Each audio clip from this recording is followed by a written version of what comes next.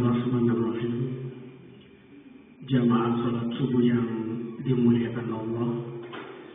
Assalamualaikum warahmatullahi wabarakatuh.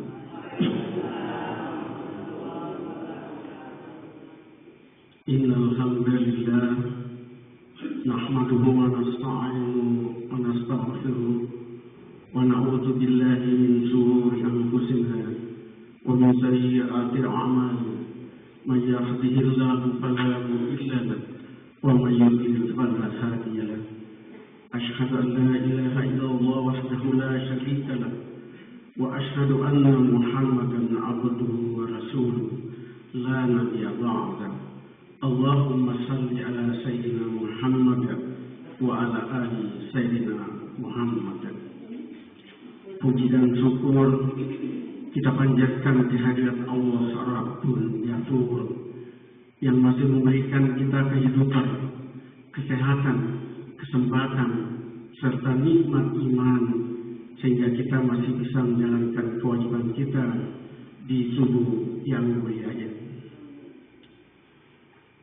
Berapa banyak di antara kita yang mungkin hari ini tidak bisa lagi bersama kita, dan mungkin juga ada beberapa di antara kita ingin hadir di tempat seperti ini, tapi Allah sedang mengujinya dengan penyakit yang sedang dia derita. Oleh karena itu, kewajiban kita untuk selalu mensyukuri nikmatnya agar ridho Allah selalu bersama kita.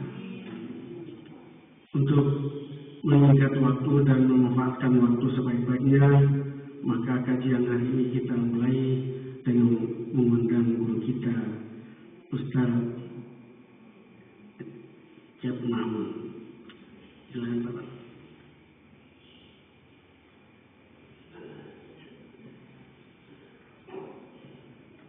Bismillah. Assalamualaikum warahmatullahi wabarakatuh. Alhamdulillahilladzi bi ni'matihi tatimmus shalihat. Asyhadu an la ilaha illallah wahdahu la syarika lah wa asyhadu anna Muhammadan 'abduhu wa rasuluhu alladzi la nabiyya ba'dah. Amma ba'd.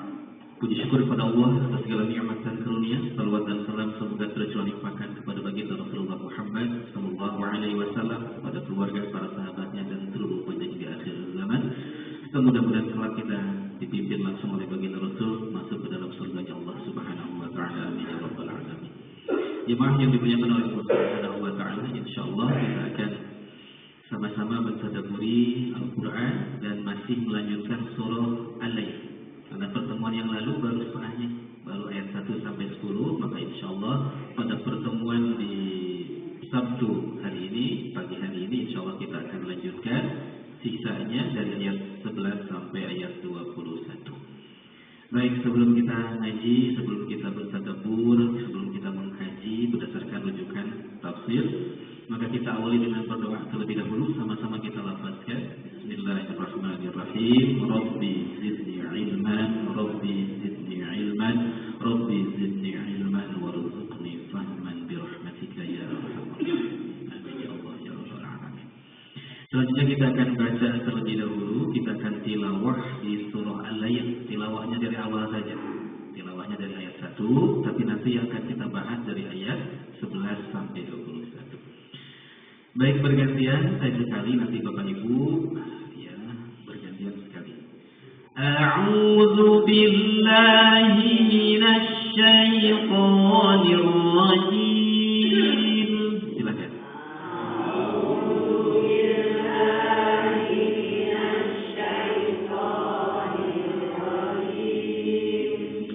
Bismillahirrahmanirrahim.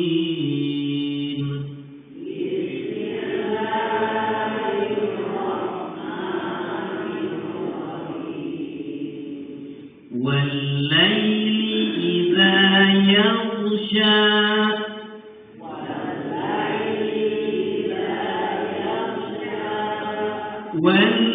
Wan-nahari idza tajalla.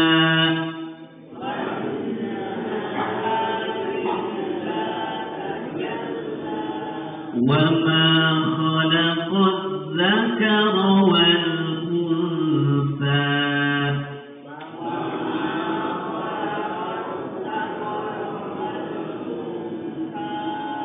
إن سعيكم لشتى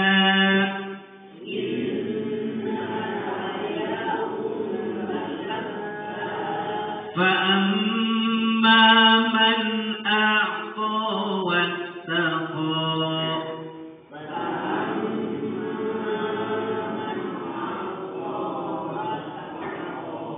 وصدق بالحسنى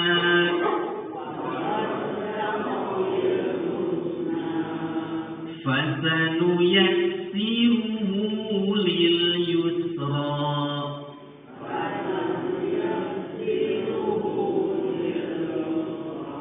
وأما من بخل واستغنى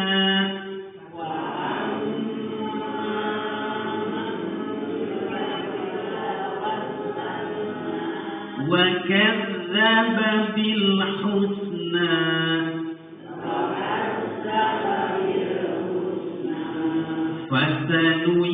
فسنيسره للعسرى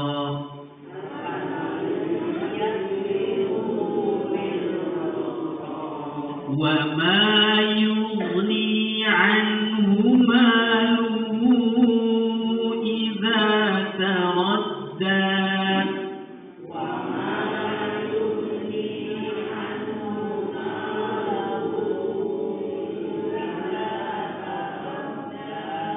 إن علينا للهدى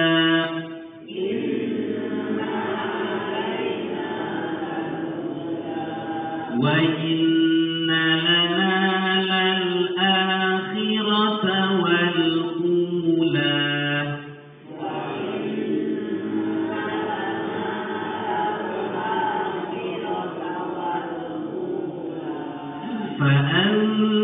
فأنذرتكم نارا تلظى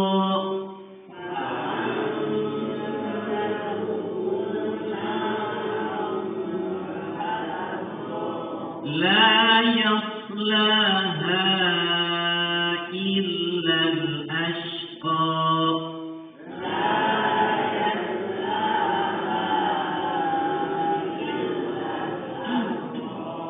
الذي كذب وتولى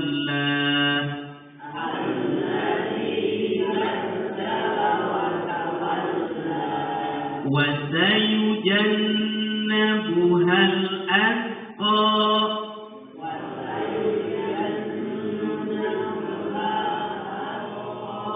الذي يؤتي ماله يتزكى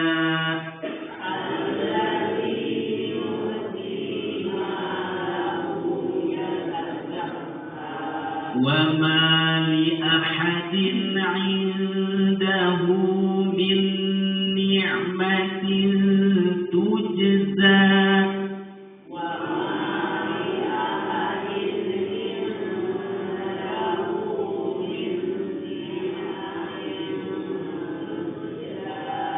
إلا ابتغاء وجه ربه الأعلى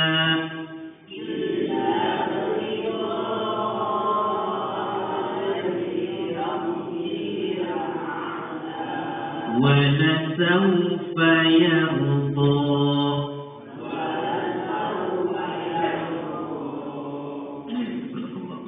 Alhamdulillah kita sudah bertilawah di surah Al-Lail sebanyak 21 ayat. Mudah-mudahan apa yang kita baca menjadi kebaikan, keberkahan untuk kita semua dan menjadi investasi juga di akhirat, karena setiap huruf yang kita baca insyaallah mendapat 10 kebaikan di sisi Allah Subhanahu wa taala. Selanjutnya kita akan langsung saja sedikit mereview apa yang sudah kita bahas, apa yang sudah kita tadaburi pada kesempatan yang lalu berkenaan dengan surah Al-Lail. Surah Al-Lail ini pada permulaan ayatnya dimulai dengan 3 jenis sumpah. Yang pertama Allah bersumpah demi waktu malam. yaghsha bi dhulmati kullama bainas samai wal ardh, menyelimuti setiap apa yang ada di antara langit dan bumi. Lalu Allah bersumpah dengan waktu siang.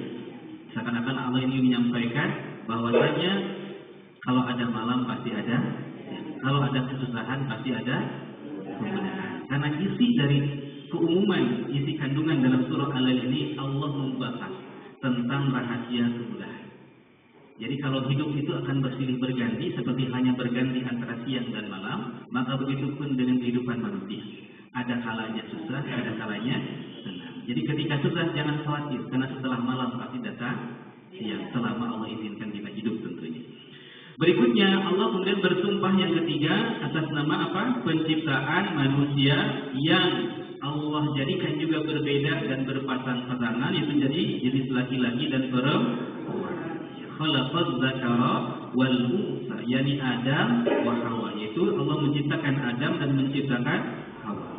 Atau bersumpah atas nama seluruh penciptaan, ya wa kullu zakarin wa kullu unsa, atau demi setiap jenis laki-laki dan perempuan, bukan hanya terbatas kepada Adam dan Hawa saja.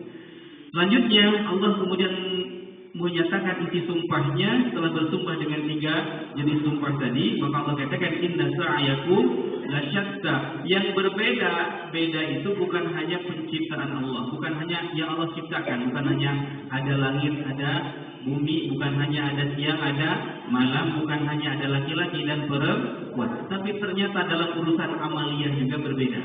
Ya, inna sa'yakum lasyatta, sesungguhnya amal-amal kalian itu mukhtalif, berbeda-beda. Fa'amilun lil jannah bil ta'ati, ada orang yang beramal dengan amalan ahli surga dengan jalan ketaatan. Wa 'amilun lin nari bil ma'siyah, dan ada orang yang beramal amalan ahli neraka yaitu dengan cara bermaksiat. Fa amma man a'ta, maka Allah katakan barang siapa di antara manusia itu yang memilih, ya, memilih untuk apa? A'ta, mudah berderma, mudah mengeluarkan harta, ya. A'ta haqqallah, mengeluarkan berderma harta di jalan Allah, menunaikan hak-hak Allah, ya, dengan hartanya. Wattaqa, dan dia bertakwa, ittaqullah, dia bertakwa kepada Allah. Fasad wa saddaqa bil husna, lalu dia membenarkan terhadap al-husna. Al-husna sini bermakna satu, bermakna pahala yang terbaik, membenarkan adanya pahala, membenarkan adanya surga. Atau juga bermakna wasaddaqa bil husna, membenarkan terhadap al-husna adalah membenarkan terhadap kalimat tauhid la ilaha illallah fil mawdi'aini, pada dua perkara. Perkara yang awal tadi apa? Ketika dia dikatakan sebagai, ya, a'ta dan ittaqa. Jadi dia tidak semata-mata berderma, melainkan berderma atas dasar iman kepada Allah, la ilaha illallah. Dia mengerjakan ibadah sebagai wujud ketakwaan, bukan hanya karena malu orang lain, bukan hanya gengsi dan lain sebagainya, tapi dia bertakwa, dia beribadah melaksanakan perintah Allah semata-mata la ilaha illallah, semata-mata hanya mengharap ridha Allah dan atas dasar keimanan kepada Allah. Maka orang yang demikian, yang mencakupi tiga perkara tadi, dia mudah berderma, dia kemudian apa? Bertakwa kepada Allah dengan mengerjakan segala perintah, menjauhi larangan, dan ketiga, dua-dua amalan ini disandarkan kepada tauhid atas dasar iman kepada Allah, maka orang itu diberikan jaminan garansi oleh Allah, fasanuyassiruhu lil yusra, maka Allah akan mudahkan dia menuju jalan-jalan kemudahan. Ayat lil jannati, terutamanya menuju surga. Di dunia diberikan kemudahan, di akhirat dimasukkan ke dalam surga. Bahkan masuk ke surganya dimudahkan, gitu kan? Kalau yang lain ribet, auditnya juga panjang, gitu ya. Kalau orang yang seperti ini mudah, ya, karena Allah sendiri menggaransi fasanuyassiruhu lil yusra. Berikutnya, sebaliknya ada juga amalan manusia yang tidak memilih mudah berderma, tidak memilih dermawan, gitu ya. Ada yang memilih bakhil. Wa amma man bakhila, dan adapun orang yang bakhil, orang yang sulit bihaqqillah, dalam menunaikan hak-hak Allah, wastaghna, dan dia merasa cukup dengan dirinya sendiri, dia tidak memerlukan wastaghna an sawabihi, dia tidak memerlukan kepada pahala dari Allah, sehingga dia enggan berderma, enggan beribadah, enggan melaksanakan ketaatan kepada Allah karena dia merasa saya mah cukup dengan apa yang ada. Saya sudah cukup, saya nggak perlu Allah, saya nggak perlu orang lain. Harta sudah saya punya, jabatan juga ada. Buat apa saya beribadah? Bukannya sholat itu kadang-kadang ada orang berargumen ini. Katanya kalau ingin makmur, perbaiki sholat. Nah kalau sudah makmur ngapain harus sholat kan begitu? Ada orang yang berpikir begitu. Maka dia adalah orang yang istighna, cukup dengan dirinya sendiri, dia tidak memerlukan pertolongan dari orang lain, apalagi pertolongan dari Allah Subhanahu wa taala. Wa kadzdzaba bil husna, dan dia juga mendustakan adanya al-husna. Apa tadi al-husna? Pahala yang terbaik. Yang kedua, dia memang mendustakan terhadap kalimat tauhid dalam artian dia tidak beriman kepada Allah. Maka orang yang bakhil, orang yang merasa cukup dengan dirinya sendiri, tidak merasa perlu, tidak merasa butuh kepada Allah, tidak merasa perlu dan butuh kepada pertolongan orang lain, dan bahkan dia tidak beriman kepada Allah karena mendustakan, maka dia juga akan diberikan kemudahan. Fasanuyassiruhu, maka kami akan berikan kemudahan juga, kata Allah, nuhayyuhu, kami akan kami akan muliakan dia, kami akan mudahkan dia. Tapi dalam artian yang sebaliknya, lil usra, menuju jalan-jalan kesusahan. Kalau yang tadi dermawan akan dimudahkan, menuju jalan-jalan kemudahan. Kalau yang bakhil, maka dia juga akan dimudahkan, tapi menuju jalan-jalan kesusahan. Susah lagi. Terlebih lagi di akhirat dimasukkan ke mana? Lil usra itu linnari, dia akan dimasukkan ke dalam neraka. Baru sekarang kita masuk ayat 11 ya. Sebelum kita tafsirnya, kita terjemahkan dulu ayat yang ke-11 sampai 21 ya, perkata untuk menambah khazanah atau kosakata bahasa Al-Qur'an kita. Baik, saya sekali, nanti Bapak Ibu sekali bergantiannya kita terjemahkan. Wa dan ma tidaklah yughni bermanfaat anhu baginya maluhu hartanya idza apabila taradda dia binasa. Inna sesungguhnya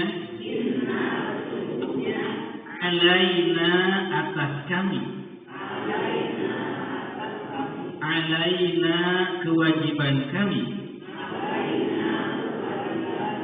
alaina tugas kami, alaina wewenang kami, la sungguh al-huda hidayah itu. Maksudnya wa ma yughni anhu maluhu idza taradda, dan tidaklah harta itu akan bermanfaat, akan berguna bagi orang tersebut. Siapa orang tersebut? Orang yang bakhil. Idza taradda, apabila dia sudah kalau sudah mati, harta sudah dikumpulkan, punya tabungan di rekening beratus-ratus juta, bermiliar, bertriliun. Kalau dia sudah mati, tidak ada guna. Emang bisa gitu orang yang sudah mati bawa uang ke dalam kubur lalu bisa belanja shopping di alam kubur? Enggak.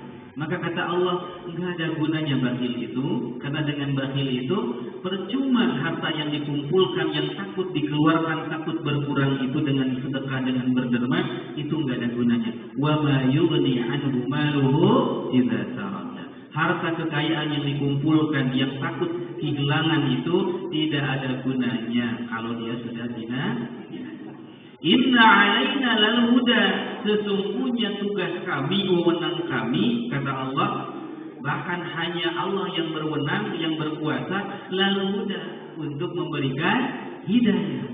Bahkan jangankan kita orang yang awam, ya tidak bisa kita memaksakan hidayah kepada orang lain. Bahkan level Nabi atau level Rasul saja, Rasulullah SAW tidak bisa. Kata Allah, innaka la tahdi man ahbabta walakinallaha yahdi man yasha. Sesungguhnya engkau tidak akan mampu, tidak akan bisa memberikan hidayah, petunjuk kepada orang yang kau cintai, apalagi orang lain yang tidak ada hubungan, gitu ya. Tetapi kata Allah, walakinnallaha yahdi may yasha, akan tapi Allah lah yang berwenang, yang berhak, yang berkuasa memberikan hidayah, memberikan petunjuk kepada orang yang Allah kehendaki. Maka kemudian kita dalam setiap hari sekurang-kurangnya, dalam setiap 5 waktu kita minta kepada Allah, ihdinas siratal, karena yang berhak, yang berwenang, yang berkuasa memberikan hidayah, petunjuk, bahkan kemudian menjaga diri kita agar tetap berada dalam hidayah, itu hanya Allah Subhanahu wa ta'ala. Maka kita orang muslim selalu berikhtiar, berupaya ihdinas siratal mustaqim, ihdinas siratal mustaqim. Berikutnya kita terjemahkan lagi. Wa dan inna, sesungguhnya, lana milik kami, lana kepunyaan kami, lal akhirata benar-benar kehidupan akhirat, wa dan al ula kehidupan yang pertama. Maksudnya kehidupan dunia. Kata Allah, sesungguhnya dunia dan akhirat, atau akhirat dan dunia itu sesungguhnya kedua-duanya adalah kepunyaan Allah, milik Allah, ada dalam genggaman kekuasaan Allah. Terserah Allah mau mengaturnya kayak gimana. Fa maka anzartu, aku beri peringatan, hum kalian, naran dengan api neraka, talazza yang menyala-nyala. Kata Allah, hei manusia, sesungguhnya dunia itu punya aku, akhirat juga punya aku. Maka jangan kemudian merasa memiliki sehingga enggan mengeluarkan. Karena orang yang enggan mengeluarkan, orang yang pelit, itu dia merasa memiliki. Padahal hakikatnya kata Allah, wa inna lana lal akhirata wal ula. Bukan. Itu bukan kepunyaan kamu. Itu titipan saja, ujian saja yang Allah titipkan kepada setiap manusia harta itu. Karena hakikatnya dunia dan akhirat semuanya punya Allah. Maka Allah memberikan peringatan, fa'anzartukum naran talazza, maka aku beri peringatan kalian, ya, dengan api neraka yang menyala-nyala. Apabila kemudian kalian merasa memiliki, lalu dengan kalian merasa memiliki, kalian enggan mengeluarkan di jalan Allah. Karena hakikatnya apa yang kita miliki semuanya punya Allah. Kita enggak punya apa-apa. Allah tanpa kita, Allah tetap dengan keagungan kekuasaannya. Sedangkan kita tanpa Allah mati, enggak ada apa-apanya. Kita enggak bisa apa-apa tanpa Allah. Ya. La tidak, yasla memasuki, haknya. Kalau digabung yaslaha memasukinya. Masuki apa? Masuki neraka. Illa kecuali, illa melainkan, al-ashqa orang yang durhaka. La yaslaha illa al-ashqa, neraka itu tidak akan dimasuki kecuali oleh orang-orang yang yang durhaka, yang bermaksiat kepada Allah, yang kufur kepada Allah. Berarti orang yang beriman tidak akan masuk. Bagaimana kalau mukminnya mujrim, mukminnya dia berdosa, tetap masuk neraka. Jadi kenapa ini seakan-akan bertolak belakang? Engkau kata Allah katanya la yaslaha ilal ashqa. Neraka itu tidak akan dimasuki kecuali orang-orang yang durhaka. Tapi katanya orang mukmin juga masuk neraka kalau dia punya dosa. Karena kategorinya mukminnya mujrim. Karena nanti di padang mahsyar itu kita dihadapkan dengan mizan, ada timbangan amal. Fa amma man thaqulat mawazinu fa huwa fi 'ishatir radiyah. Maka kita tidak bisa hanya memahami satu ayat ini, harus dikombinasikan dengan ayat yang lain. Dan yang lain mengatakan fa amma man thaqulat mawazinu fa huwa fi 'ishatir radiyah. Orang yang timbangan kebaikannya berat, maka dia akan memperoleh kehidupan yang memuaskan di dalam surga Allah. Wa amma man khaffat mawazinu, dan barang siapa yang ringan timbangan kebaikannya, lebih berat keburukannya, fa ummuhu hawiyah, maka dia akan masuk neraka. Gitu ya. Nanti ada dalam penjelasan lebih jelas dalam tafsir. Kita terjemahkan saja dulu. Allazi orang yang. Siapa al-ashqa itu? Al-ashqa orang yang durhaka adalah allazi orang yang kadzdzaba dia mendustakan. Wa dan tawalla dia berpaling.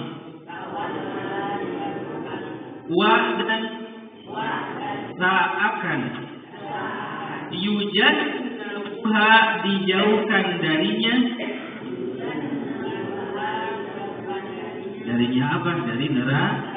Al-atqa orang-orang yang bertakwa. Siapa orang bertakwa itu? Allazi orang yang yukti dia memberikan. Yukti dia mendermakan. Yukti dia menafkahkan. Malahu hartanya. Ia tazakka untuk menyucikan dirinya. Jadi karakteristik orang yang bertakwa yang Allah sebutkan paling utama adalah orang yang dermawan. Orang yang dermawan itu adalah karakter utama sebagai orang yang bertakwa. Setelah iman tentunya. Ada iman lalu dia menjadi dermawan. Itu adalah ciri atau karakter orang yang bertakwa yang paling menonjol. Jadi kalau ingin melihat seorang takwa atau tidak setelah keimanan tentunya, maka lihat apakah dia orangnya dermawan atau pelit. Kalau dia dermawan, maka secara kasat mata, secara zahir dia termasuk orang yang bertakwa. Tapi kalau pelit, berarti dia belum memenuhi karakter orang yang bertakwa. Karena Allah sebutkan ketika kata Allah, illal wa sayujannabuhal atqa allazi yu'ti malahu yatazakka. Allah tidak menyebutkan orang bertakwa itu sholatnya dulu, baca Qur'annya dulu, hajinya dulu, enggak. Tapi Allah nyatakan orang bertakwa itu adalah allazi yu'ti malahu yatazakka. Orang yang ringan, yang mudah, yang gemar mengeluarkan hartanya di jalan Allah dengan tujuan bukan pamer, bukan ingin dapat pujian dan sanjungan, tetapi apa? Yatazakka, semata-mata diniatkan untuk menyucikan diri. Wa dan ma tidaklah li bagi ahadin seorang pun inda di sisi huknya min dari ni'matin suatu nikmat tujza perlu dibalas. Maksudnya tidak ada kewajiban bagi seorang pun, tidak ada keharusan bagi seorang pun yang mendapatkan nikmat, mendapatkan kebaikan dari orang lain, lalu dia wajib berkewajiban membalasnya. Tidak ada kewajiban. Seseorang mendapatkan kebaikan dari orang lain, lalu dia membalas. Tidak ada kewajiban. Ya, jangan menjadikan landasan kita berbuat baik karena untuk balas budi, karena untuk balas jasa. Jangan menjadikan sandaran, jangan menjadikan niatnya untuk itu. Kata Allah, illa batigha'a wajhi rabbihim. Bersyukur, berterima kasih kepada pemberian orang lain memang diwajibkan, bersyukur. Tetapi meniatkan apa yang dia berikan kepada orang lain untuk berbalas budi, maka itu tidak dibenar, karena artinya dia tidak ikhlas karena Allah. Bersyukur kepada manusia, bersyukur kepada Allah suatu yang diwajibkan. Tetapi jangan dijadikan sebagai landasan dalam Contoh, saya pernah mendapatkan kebaikan dari orang lain. Lalu kemudian di kemudian hari saya gantian, saya kemudian yang memberikan kebaikan itu kepada orang lain, memberikan pertolongan itu kepada orang lain. Tapi jangan sekali-kali diniatkan untuk membalas budi, membalas jasa. Niatkan untuk apa? Illa batigha'a wajhi rabbihim, illa melainkan ibtigha'a mengharapkan, wajhi rabbihi keridhaan Tuhannya, al-a'la yang maha tinggi, wa dan la sungguh, la pasti, saufa kelak akan, yalqa dia merasa puas, yalqa dia merasa ridho. Kalau meniatkan segala sesuatu untuk Allah, maka bukan hanya di dunia mendapat kebaikan, di akhirat juga dia akan memperoleh kepuasan karena dimasukkan ke dalam surganya Allah. Ketika kita meniatkan suatu amal hanya sekedar untuk balas budi, balas jasa, maka bagiannya hanya di dunia, hanya impas saja, secara hubungan sosialnya impas, dia hanya mendapat kebaikan di dunia, pujian sanjungan di dunia, tapi di akhirat dia tidak mendapat apa-apa. Maka segala sesuatu niatkan, innamal a'malu binniyat. Kan begitu dalam hadis, barang siapa yang meniatkan untuk dunia, maka dia dapat dunia. Maka barang siapa yang meniatkan untuk akhirat, maka dia dapat dua-duanya. Gitu. Ini juga pengingat untuk kita, kadang-kadang kita begitu, Bu. Ini hajatan, kalau usum hajatan. Lihat amplopnya berapa? Oh, 50.000. Catat Bu Eno 50.000. Begitu Bu Eno hajatan, kita lihat catat Bu Eno berapa dulu ngasihnya? Oh, 50.000. Lalu dia ngasih juga 50. Maka itu niatnya bukan bersedekah, bukan membantu, bukan menolong, bukan berderma, tapi itu balas budi, balas jasa. Dulu ngasih 50.000, sekarang kasih juga 50.000. Tidak begitu konsepnya. Dan itu masih umum, masih terjadi di mana-mana ketika hajatan. Masih terjadi di mana-mana. Nanti ada catatan ngasihnya 100.000, berarti ketika hajatan 100.000 juga ngasih. Itu enggak ada nilainya di sisi Allah Subhanahu, enggak ada. Ini pengingat untuk kita semua karena masih ada di masyarakat seperti itu, ya. Baik, kita lihat tafsirnya ayat 11. Ya. Wa ma yughni anhu maluhu idza taradda, wa ma dan tidaklah, kenapa tidaklah, karena di sini makna fiyah, makna fi menafikan. Dan tidaklah yughni anhu maluhu idza taradda, hartanya itu bermanfaat, berguna bagi dirinya apabila dia sudah binasa. Terutama binasa di mana? Finnari, binasa karena dia dimasukkan ke dalam neraka. Kalau seorang sudah mati, sudah meninggal dunia, maka harta tidak berguna. Kalau dia sudah mati, datang waktu kiamat, dimasukkan ke dalam neraka, tambah tidak berguna lagi harta yang dikumpulkan. Inna alaina lal huda, sesungguhnya hidayah itu mutlak milik Allah, mutlak dalam genggaman kekuasaan Allah. Ya. Litabyini tariqil huda min tariqid dhalal. Ya, sesungguhnya hak Allah, kekuasaan Allah, ya, hak prerogatif Allah untuk menjelaskan kepada manusia jalan kebaikan, jalan hidayah, dan dari jalan kesesatan. Ya.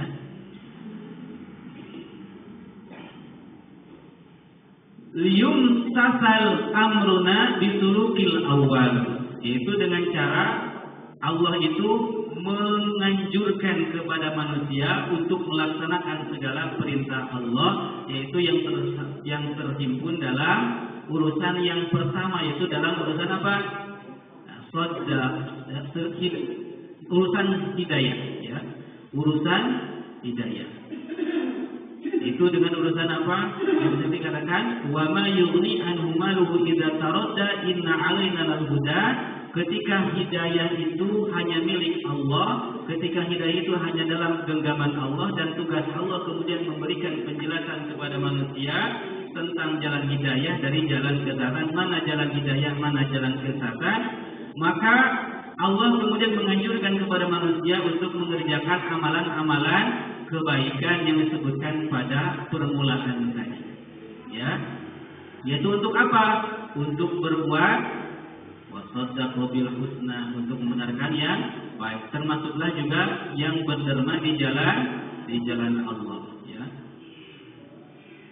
Wa nahyuna an irtikabi tsani, dan melarang untuk mengerjakan hal yang kedua, yaitu apa? Bersifat bakhil, bersifat pelit, apalagi mendustakan kepada balasan yang terbaik, ya, tidak beriman kepada Allah. Jadi maka Allah menjelaskan ini jalan baik, ini jalan buruk. Sambil juga bersamaan Allah juga memberikan kewajiban untuk apa? Mengerjakan amalan yang baik, menjauhi amalan yang salah. Karena Allah sudah menjelaskan, ya. Fa'anzartukum naran talazza, maka aku beri peringatan. Belum ya, wa inna, terlewat satu ayat. Wa inna lana lal akhirata wal ula, dan sungguhnya milik kami kata Allah kehidupan akhirat dan kehidupan dunia, ayat dunia al-ula, ayat dunia, kehidupan dunia.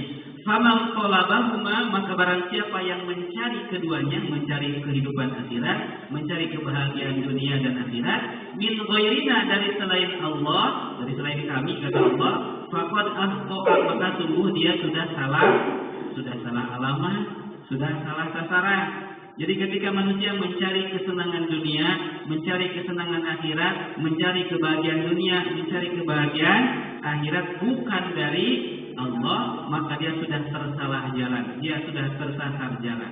Karena dunia akhirat keduanya milik Allah. Ingin cari kesenangan dunia lalu datang ke kelab malam dugem, maka dia sudah tersasar salah alamat. Ingin kesenangan akhirat tapi datangnya kemana ke gunung sebagainya, ke muja ke ini muja ke itu, maka dia sudah tersasar salah alamat. Karena hakikatnya semuanya milik Allah. Kalau mau senang dunia, minta sama Allah. Kalau mau senang akhirat, minta juga sama yang tercermin dalam doa, Rabbana atina fid dunya hasanah wa fil akhirati hasanah wa qina adzabannar. Maka kalau kita yakin akhirat punya Allah, dunia punya Allah, maka kita harus lebih banyak kemudian meminta dan bergantung kepada Allah. Kan tolak ukur hamba yang perlu kepada Allah itu dari doanya. Semakin sering dia berdoa meminta kepada Allah, semakin tinggi keperluan, kebutuhan, ketergantungan dia kepada Allah. Semakin jarang seorang hamba berdoa meminta kepada Allah, berarti dia semakin dekat dengan apa tadi? Istaghna. Dia merasa cukup dengan dirinya sendiri, dia tidak memerlukan kepada pertolongan. Manusia sering diminta ilfil, enak, tapi Allah sering diminta justru semakin sayang, semakin cinta, semakin suka. Gitu. Itu bedanya manusia dengan Allah. Manusia masih sering diminta minta gini. Kalau Allah mah enggak, justru senang. Hambanya banyak minta kepada Allah, itu paling disukai, paling dicintai. Kenapa? Menunjukkan hambanya sangat butuh, sangat bergantung kepada Allah. Fa'anzartukum naran talazza, ya khawaftukum ya ahla Makkah, karena khusus ini untuk ahli Makkah, tapi umumnya untuk seluruh manusia. Maka aku beri peringatan kalian wahai penduduk Mekah, ya. Naran talazza, dengan api neraka yang menyala. Talazza di sini jenis qiraatnya bisa dibaca dengan dua itu, ya. Bihadfi ihdataiyain minal asli, ya, wa quri'a bi thubutiha. Bisa dengan dibaca dengan menghapus salah satu ta menjadi talazza, atau dibaca sesuai asalnya, yaitu dengan mengekalkan dua ta. Asalnya itu tatalazza. Jadi asalnya tatalazza. Fa'anzartukum naran tatalazza, itu asalnya. Ya, jadi dalam jenis qiraahnya bisa dibaca dengan dua jenis qiraah. Sama maknanya, tidak berbeda. Cuma dalam jenis qiraahnya ada dua, ya. Bihadfi ihdataiyain minal asli wa quri'a bi thubutiha, dibaca dengan menghapus satu ta di antara dua ta yang ada, ataupun mengekalkan keduanya dengan memunculkan kembali ta-nya, itu bisa dibaca talazza atau dibaca tatalazza. Jadi qiraah saja, ya. La yaslaha, la yadkhuluha, tidak akan memasuki neraka itu ilal ashqa, kecuali orang yang durhaka, orang yang celaka. Di mana asyaqiyu, itu orang yang celaka, ya. Allazi kadzdzaba, yaitu orang yang mendustakan. Mendustakan apa? An-Nabi sallallahu alaihi wasallam, mendustakan Nabi sallallahu alaihi wasallam. Watawalla, dan dia berpaling dari apa? Anil imani, berpaling dari keimanan. Berarti maksudnya dia orang yang kafir. Nah, wa hadzal hasr, dan pembatasan ini kata Syekh Jalaluddin Al-Mahalli yang menafsirkan tafsir Jalalain ini, muawwalun, ini pembatasan ini masih bisa ditakwilkan, masih bisa ditafsirkan, bukan berarti yang masuk surga itu hanya orang kafir, sedangkan orang beriman tidak akan masuk. Yang masuk neraka itu orang kafir, sedangkan orang mukmin tidak akan masuk neraka. Bukan begitu maksudnya. Ya. Wa hadzal hasru muawwal. Dan pembatasan yang mana? Ada kalimat illa di sini. La yaslaha illa. Illa itu kan membatasi. Tidak akan masuk ke dalam neraka kecuali kan begitu. Maka wahadzal hasru, pembatasan di sini muawwal, itu masih bisa ditakwilkan, masih bisa ditafsirkan. Karena kalau tidak ditafsirkan dan tidak ditakwilkan, bahkan tidak melihat nas ayat yang lain, dikhawatirkan seseorang terjerumus kepada paham murji'ah. Murji'ah itu memahami yang masuk neraka itu hanya orang kafir. Orang beriman walaupun dia berdosa tidak akan masuk neraka. Jadi ada orang berpaham itu, namanya paham murji'ah. Jadi karena berdasarkan ayat ini, gitu. Hanya dia berpegang kepada ayat ini, la yaslaha illal ashqa. Tidak akan masuk neraka kecuali orang kafir, kecuali orang yang durhaka. Orang durhaka itu adalah orang yang mendustakan Nabi dan orang yang berpaling dari keimanannya, kafir, sialah gitunya. Gitu. Maka orang mukmin berarti masuk surga, walaupun dia berdosa, banyak salah, banyak dosanya, tetap dia masuk surga katanya, tanpa mampir dulu ke neraka. Sedangkan pandangan jumhur, pandangan sahih Ahlus Sunnah wal Jamaah itu, orang mukmin pun bisa masuk neraka kalau dia berdosa, dan dia akan diganjar dibalas di neraka sebanding dengan dosanya, lalu diangkat dimasukkan ke dalam surga. Kan begitu paham yang umum. Tapi ada paham murji'ah begitu. Berdasarkan ayat ini, maka kemudian mufassir di sini mengatakan wahadzal hasru, pembatasan di sini muawwal. Ini ditakwilkan, bisa ditafsirkan liqaulihi ta'ala, karena Allah Ta'ala itu berfirman dalam firman yang lain, wa yaghfiru ma duna dzalika liman yasha, dan Allah akan memberikan ampunan ma duna dzalika liman yasha, selain dosa itu, selain dosa syirik, dosa kekufuran kepada Allah bagi orang yang Allah kehendaki. Jadi yang masuk neraka di sini maksudnya fayakunul murad, maka yang dimaksud di sini adalah ya afal yang abad, masuk ke dalam neraka secara selama-lamanya, khalidina fiha abada. Yang dimaksud tidak akan masuk ke dalam neraka ini adalah maksudnya tidak akan masuk ke dalam neraka selama-lamanya kecuali orang yang durhaka, yaitu orang yang mendustakan Nabi dan tidak beriman kepada Allah Subhanahu wa Ta'ala. Dalam artian orang yang kafir, maka dia akan masuk ke dalam neraka abadan abidin, selama-lamanya. Sedangkan orang beriman ada peluang masuk neraka, tapi tidak khalidina fiha, tidak selama-lamanya, karena setelah selesai, setelah tuntas setimpal dengan perbuatan, dia akan dimasukkan ke dalam surga. Itu ya. Cuman pertanyaannya, mau mampir dulu atau mau langsung? Dan mau langsung. Kalau mau langsung maka konsekuensinya harus memperbanyak amalan sholih, sebagaimana firman Allah, fa amma man thaqulat mawazinu fa huwa fi 'ishatir radiyah. Orang yang berat timbangan kebaikannya, maka dia akan masuk surga. Orang yang ringan timbangannya, walaupun dia beriman, wayahna fa ummuhu.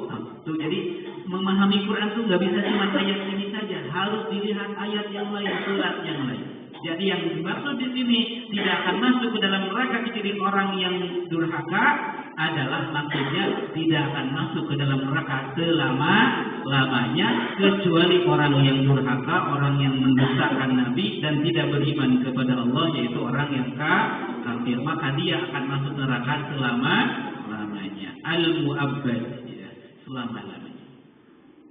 Wa sayujannabuha, dan akan dijauhkan dari neraka itu, ayyub'adu anha, akan dijauhkan dari neraka itu, al-atqa, di mana taqi, yaitu orang yang bertakwa. Allazi yu'ti malahu yatazakka, yaitu orang yang mendermakan, mengeluarkan hartanya dengan tujuan yatazakka, ay mutazakkiyan bihi indallah, untuk mensucikan dirinya di sisi Allah Ta'ala. Bi an yukhrijuhu lillah, dengan cara mengeluarkan hartanya karena Allah. La riya'a, bukan karena riya, bukan karena ingin dilihat. Riya itu dari kata ro'a, yara, artinya melihat. Jadi orang yang riya, orang yang segala sesuatu ingin dilihat orang. Sholat pengen ada yang merhatiin. Kalau nggak ada yang merhatiin nggak sholat. Puasa karena ada yang lihat. Kalau nggak ada yang lihat, dia nggak puasa. Itu riya, ingin dilihat. La riya'a, bukan karena riya, bukan karena ingin dilihat. Wala sum'ata, bukan karena sum'ah juga. Sum'ah itu ingin dipuji. Kalau riya ingin dipandang baik oleh orang lain, kalau sum'ah ingin dapat pujian orang lain. Jadi dia keluarkan harta berderma itu bukan karena itu, bukan karena riya, bukan karena sum'ah. Tapi apa? Bi an yukhrijuhu lillah. Dia mengeluarkan hartanya semata-mata karena Allah. Itu disebut dengan yatazakka. Fayakunu zakiyan indallah, maka orang yang mengeluarkan hartanya bukan karena riya, bukan karena sum'ah, tapi karena mengharap ridha Allah. Fayakunu zakiyan indallah, maka harta yang dikeluarkan itu akan menjadi penyuci di sisi Allah. Ya, wahada, dan ayat ini, ya, wahada nazala fi siddiq, dan ayat ini turun memuji khusus berkenaan tentang Abu Bakar As-Siddiq radhiyallahu anhu. Lamashtara Bilalan, ketika Abu Bakar As-Siddiq ini membeli seorang budak atau hamba sahaya yang bernama Bilal bin Rabah. Itu al-mu'azzabu ala imanihi wa a'taqahu, yang diazab, yang disiksa karena keimanannya. Ya, jadi Bilal ini seorang budak, seorang hamba sahaya yang diperbudak, ya, yang dibeli oleh tuannya yang bernama Umayyah bin Khalaf. Lalu karena ketahuan Bilal ini beriman kepada Nabi Muhammad, memeluk agama Islam, maka Bilal kemudian disiksa. Dengan cara apa?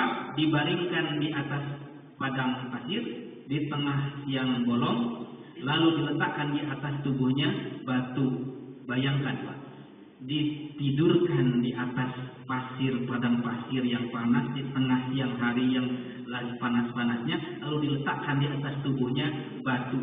Batu teh Pak, kalau kena sinar matahari tambah panas. Bayang. Maka terlihatlah, ketahuanlah oleh Abu Bakar As-Siddiq radhiyallahu anhu wa a'taqahu, maka kemudian Abu Bakar As-Siddiq membeli, membebaskan, memerdekakan Bilal bin Rabah ini, yang kemudian nanti Bilal bin Rabah menjadi muazzinnya Rasulullah sallallahu alaihi wasallam. Gitu. Dengan harga yang tidak murah, harganya mahal banget. Harganya mahal. Sampai diceritakan Abu Bakar Siddiq itu membawa, menenteng satu tas berisi emas, berisi dinar. Saking mahalnya. Itu hampir-hampir menghabiskan harta kekayaannya. Sekedar untuk siapa? Membebaskan Bilal bin Rabah yang sedang diazab, yang sedang disiksa oleh tuannya gara-gara ketahuan memeluk agama Islam. Itu sadisnya itu. Faqala al-kuffar, maka kemudian orang-orang kafir berkata, innama fa'ala dzalika liyadin kanat lahu indahu. Abu Bakar As-Siddiq itu bela-belain nolongin Bilal, membebaskan Bilal, menebus Bilal, memerdekakan Bilal dengan harta yang banyak itu karena sebenarnya Bilal pernah berbuat baik kepada dia. Jadi Abu Bakar As-Siddiq itu ingin membalas budi. Nggak mungkin lah kalau nggak ada apa-apa, pasti dulu Bilal pernah nolong, makanya sekarang dibelain, ditolong begitu. Kan kadang-kadang juga ada yang nyinyir begitu ya. Paling juga gara-gara dulu dia ditolong, sekarang dia mau nolong. Kalau nggak mungkin dia nolong, kan begitu ya kadang-kadang. Maka sama juga, nyinyir itu bukan hanya yang sekarang. Dari dulu sudah ada orang yang nyinyir. Ketika ada orang berbuat baik, dinyinyirin aja, disuudzonin. Sama juga yang terjadi kepada Abu Bakar As-Siddiq ketika mengeluarkan harta yang banyak, jutaan, mungkin puluhan juta bisa jadi karena satu tas emas itu. dibawa kepada Umayyah bin Khalaf untuk menebus Bilal bin Rabah. Maka orang kafir itu kaget. Gitu. Karena sampai segitunya, maka kemudian mereka nyinyir. Paling juga Abu Bakar Siddiq melakukan itu karena mau balas budi kepada Bilal, karena Bilal pernah berbuat baik kepada Abu Bakar Siddiq. Ya, maka turunlah kemudian ayat berikut, wa ma li ahadin indahu min ni'matin tujza. Tidak ada kewajiban seseorang itu ketika mendapat kebaikan dari orang lain lalu dia membalasnya, tidak ada kewajiban. Gitu. Wa ma li ahadin indahu min ni'matin tujza illa batigha wajhi rabbih, melainkan seseorang itu kalaupun dia bersyukur atas kebaikan orang lain, dia melakukan itu semata-mata apa? Illa batigha wajhi rabbil ala, melainkan mengharap ridha Allah Subhanahu wa taala yang Maha Tinggi. Ayat talaba sawaballah, yaitu hanya mengharap pahala ganjaran dari Allah. Wala sawfa yarda, maka kelak orang tersebut akan merasa ridha, merasa puas bima yu'tahu minas sawabi fil jannah, merasa puas dengan apa yang Allah berikan dari pahala-pahalanya berupa surga. Gitu ya. Wal ayatu tashmulu man fa'ala mithla fi'lihi radhiyallahu anhu ta'ala.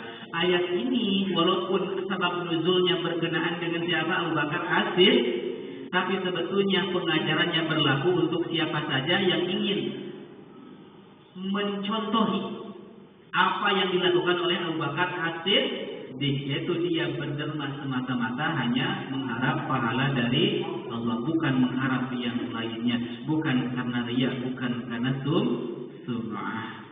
Jadi sekali lagi, ayat ini memang berbicara tentang Abu Bakar As-Siddiq, tetapi kata Imam Jalaluddin Al-Mahalli, ini juga bermakna berlaku bagi siapa saja yang ingin menempuhi jalan, yang ingin menyontohi apa yang sudah dilakukan oleh Abu Bakar As-Siddiq radhiyallahu anhu. Bahkan dalam riwayat dikatakan yang dibebaskan oleh Abu Bakar As-Siddiq bukan hanya Bilal. Sekurang-kurangnya ada 6 hamba sahaya yang dibebaskan, yang dimerdekakan oleh siapa tadi? Abu Bakar As-Siddiq. Dan Abu Bakar As-Siddiq terkenal dengan orang yang paling dermawan, yang ketika berderma harta dia pasti mendermakan 100%. Ketika dia berderma, suatu ketika dia berderma menyumbang untuk biaya perang, lalu Nabi bertanya, "Mas, lalu apa yang kau sisakan untuk keluarga?" Maka Abu Bakar As-Siddiq menjawab dengan mantap, "Yang aku sisakan hanya Allah.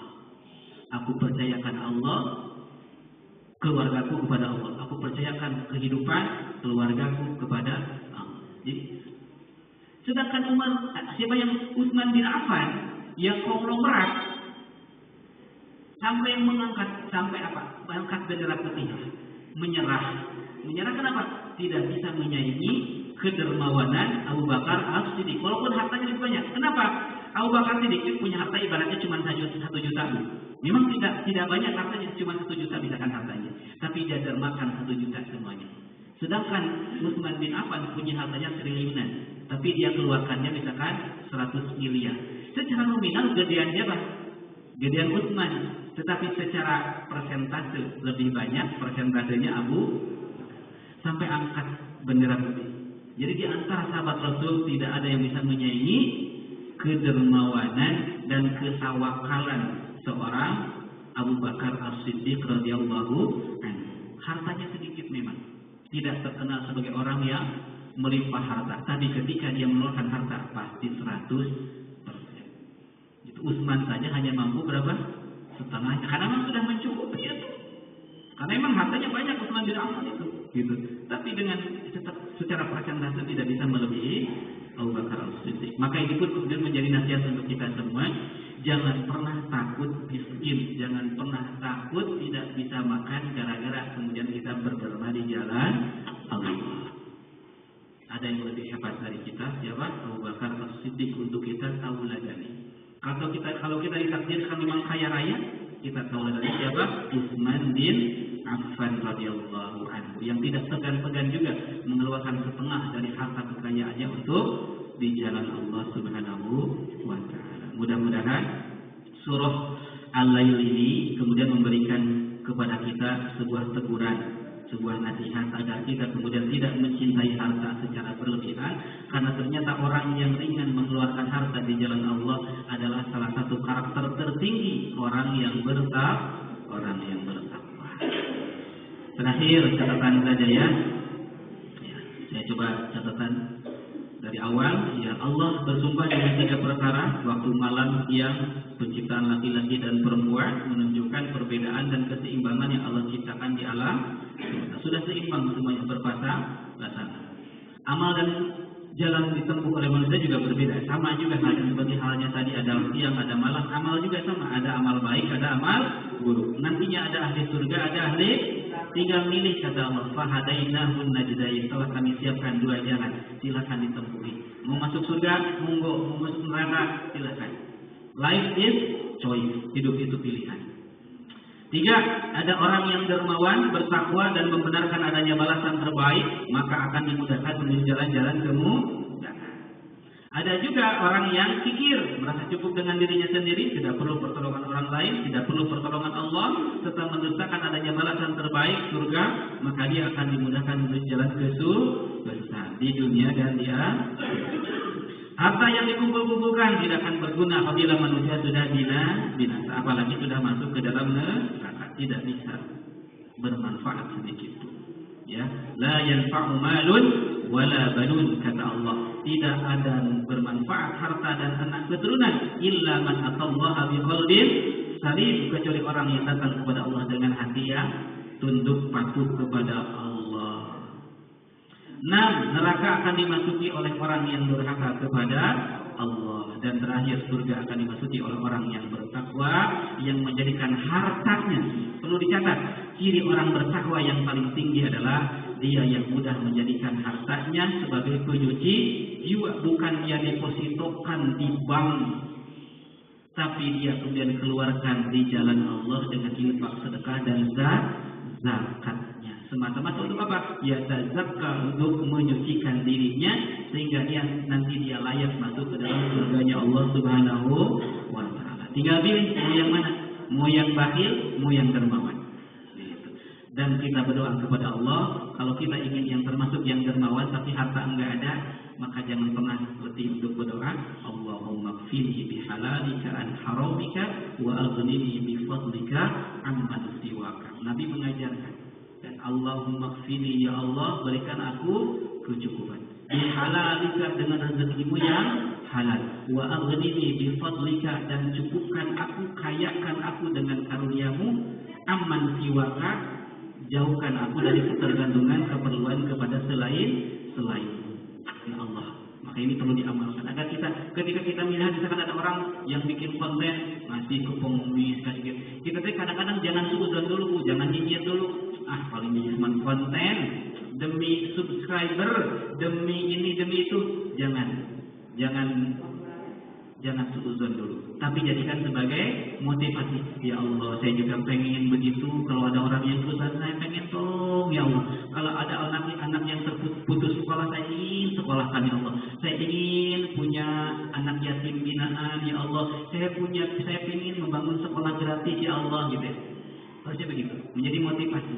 Maka motivasi itu kemudian disertai dengan usaha dan doa.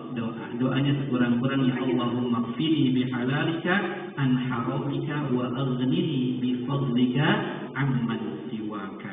Maka kata Nabi, orang yang mengamalkan doa ini, kalau dia punya hutang-hutangnya akan Allah lunaskan. Kalau dia punya kekurangan, Allah akan cukupkan sekurang-kurangnya itu. Wallahu a'lam bishawab.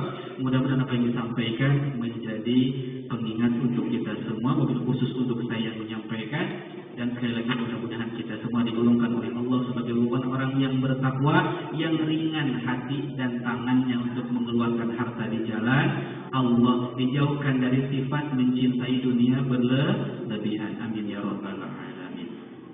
Sebelum tutup, barangkali ada pertanyaan? Tidak ada, alhamdulillah. Kita tutup dengan doa saja karena sudah siang. Baik, kita tutup dengan doa. Bismillahirrahmanirrahim. Alhamdulillahirabbil alamin, wassalatu wassalamu ala asyrofil anbiya'i wal mursalin wa ala alihi wa sahbihi ajma'in. Amin ya Allah ya rabbal alamin. Allahumma ya Ghaffar, ighfir lana dhunubana wa liwalidayna warhamhuma kama rabbayana shighara. Allahumma ya Rahman ya وارحمنا وأنت خير الراحمين اللهم يا تواب تب علينا إنك أنت التواب الرحيم اللهم يا رزاق ارزقنا وأنت خير الرازقين اللهم يا كافي يا غني يا مغني اللهم اكفنا بحلالك عن حرامك وأغننا بفضلك عمن سواك ربنا هب لنا من أزواجنا وذرياتنا قرة أعين واجعلنا للمتقين إماما اللهم إنا نسألك سلامة في الدين وعافية في الجسد وزيادة في العلم وبركة في الرزق وتوبة قبل الموت ورحمة عند الموت ومغفرة بعد الموت اللهم حول علينا في سكرات الموت والنجاة من النار والعفو عند الحساب ربنا آتنا في الدنيا حسنة وفي الآخرة حسنة وقنا عذاب النار سبحان ربك رب العزة عما يصفون وسلام على المرسلين والحمد لله رب العالمين أقول قولي هذا وأستغفر الله لي ولكم والسلام عليكم ورحمة الله وبركاته.